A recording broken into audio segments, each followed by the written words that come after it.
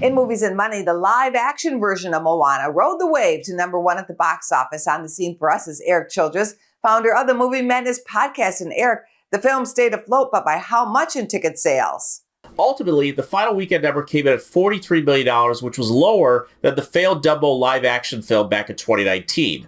After Lilo and Stitch last year, this felt like a no-brainer for a cash cow, but then people saw it and maybe audiences started overhearing the chatter. It's a virtual shot-for-shot remake of the animated film. No new songs, no new choreography, barely any tangible production design as we were just looking at filled-in green screen and fake water surrounding human actors. Why pay money for that when there is a perfectly acceptable, animated, and far more wondrous version available at home on Disney+. But this is another notice that audiences are not just going to show up for any familiar thing that you throw at them. Christopher Nolan's much-talked-about film The Odyssey opens this weekend. Here's a clip. After years of war,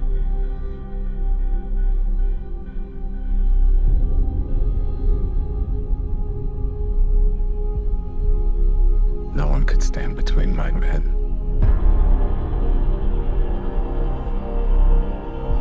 And home. Erik, what are early indications about ticket sales? The Odyssey already broke an IMAX record in the UK after just 24 hours of the tickets going on sale a month ago. Tickets in the US have been on sale for an entire year. Universal has been determined to make this an event, as basically every Christopher Nolan film is now.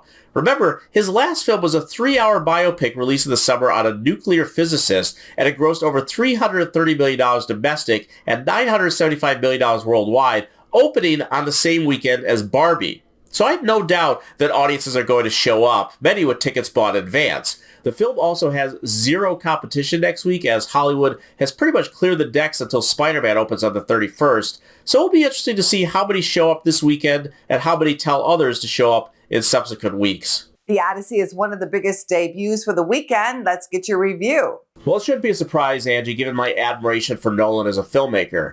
I've named many of his films the best of their respective years, and others have been in my top 10. What will be a surprise, then, is when I reveal that this may turn out to be my least favorite Nolan film to date.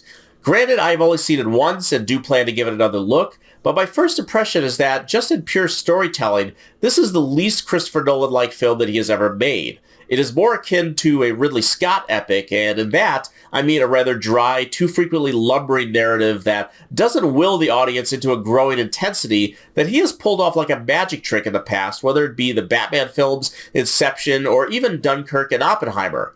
There are some very striking sequences, and many of the performances from Matt Damon, Tom Holland, and especially Anne Hathaway are very good.